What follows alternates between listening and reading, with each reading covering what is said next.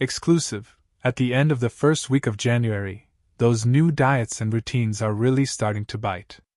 No more cheese, no more wine, no more fun.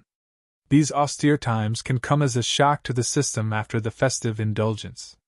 But it's nothing compared to an elite boxer who has been diligently getting himself down to the 10-stone super lightweight limit for weeks, all in the name of a date with destiny and a world title shot against a feared world champion at Brooklyn's Barclays Center this Saturday, January 10th. So what did Christmas dinner look like for Dalton Smith, the undefeated British star, who tackled big-punching WBC champion Subriel Matias in Brooklyn this weekend? Smith replies succinctly to the Sporting News, before bursting into laughter. The hardship is more than acceptable when the 28-year-old considers the bigger prize on the table. I'm not a massive Christmas dinner fan anyway, he continues. People can overcomplicate it. Give me one of my Nana's Sunday dinners that's been honed to perfection over years and years any day. More, why Elif Nur Turhan won the Sporting News Women's Fighter of the Year 2025. It feels like a very boxer's answer on a matter of culinary preference. Especially one who practices his craft as immaculately as Smith. Thousands upon thousands of hours working under his father and trainer Grant at the Steel City Gym in his native Sheffield have brought him to this point. 18 fights, 18 wins, 13 knockouts, British, Commonwealth, and European titles. Smith's combination of supreme technique and balance, aligned with spiteful punching, gives him every chance of dethroning Matias, the Puerto Rican knockout artist enjoying his second reign as world champion. I know what I'm capable of. I've got to prove it and show it, he says. I've pushed my body to the limits, and I'm excited to go out and get the job done. Of Matias' 23 professional victories, 22 have come via the power punch. His only distance win came last time out, when he dethroned Alberto Puello last July to win the WBC belt via majority decision. Then, as in the June 2024 defeat to Liam Paro that saw him relinquish the IBF strap, Matias looked rudimentary once it was clear he would not get the job done early. The 33-year-old's fearsome reputation has taken on a grim undertone in the build-up to the Smith fight.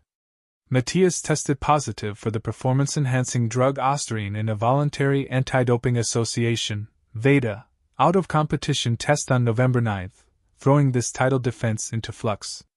However, the New York State Athletic Commission, NYSAC, ruled that the concentration detected was below the threshold used under their rules and other major U.S. boxing jurisdictions, including Nevada and California.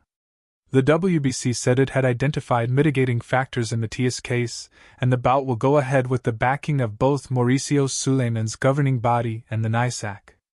I heard a few days before it came out. I wasn't surprised, says Smith before trailing off and adding, I'll obviously have more to say about it after the fight.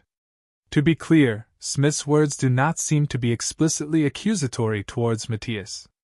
They speak of a weariness when it comes to PEDs in boxing, a stain the sport cannot and seems far too reluctant to scrub away.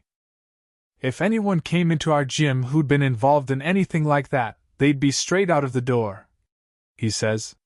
When you do this in boxing, we're not playing tennis, you're trying to hurt people. It's another element that, ultimately, would make victory all the sweeter. Traveling away from home after Smith's promoter Eddie Hearn lost the purse bid, Smith must come through against a destructive puncher under a cloud of controversy. It truly would be a triumph to savor at a fairly lean time for British boxing. For a period last year, Liverpool's WBA featherweight champion Nick Ball was the UK's only male world champion. Fabio Wardley and Jazza Dickens are now among that number, having been upgraded to full champion status by the WBA at heavyweight and super featherweight respectively. Northern Irishman Lewis Crocker also came through his All-Ireland clash with Paddy Donovan to win the vacant IBF welterweight title last September. All of those are proud achievements and moments for the fighters involved. Still, it's fair to say that dethroning a reigning champion under the bright lights in Brooklyn would hit differently for Smith, who is gunning for greatness in a division that is particularly special in his homeland.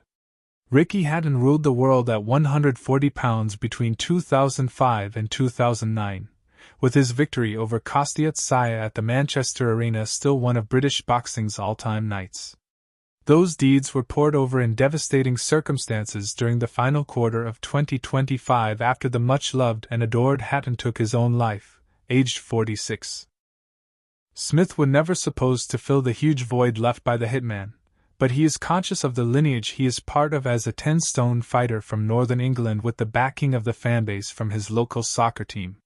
Sheffield Wednesday are to Dalton what Manchester City were to Ricky. To be honest, it gives me goosebumps when you say something like that, he says when the throughline to Hatton comes up. I looked up to Ricky and followed what he did. I was there for his funeral.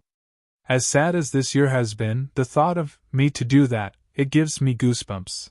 It would be a special moment to be able to say that world champion, doing it in the weight where Ricky did it. After all the necessary Christmas denialism, Smith might hope to feast a little like Hatton in the afterglow of victory.